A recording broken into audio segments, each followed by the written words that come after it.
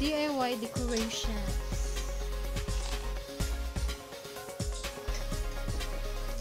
All you need is a ribbonette,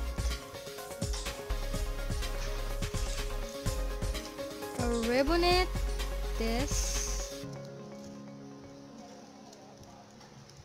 and the cloth like this one, Like a lace. and dried fruits,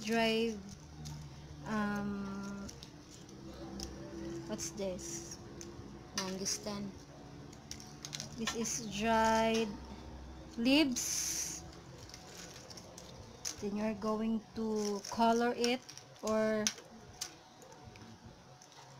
dye dried leaves. Cloth. Then you're going to put the dried dye leaves here. Use And it then, for recycled. For recycled. going to like that, and you get your ribbonette, and you're going to tie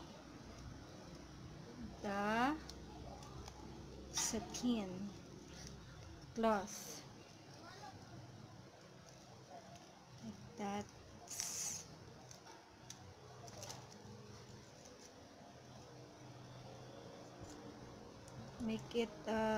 Make a ribbon so that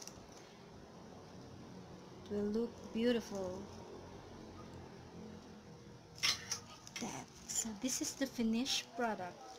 So we're going to put that one here inside the center of your table like that. You have now a DIY table decoration. Ayan.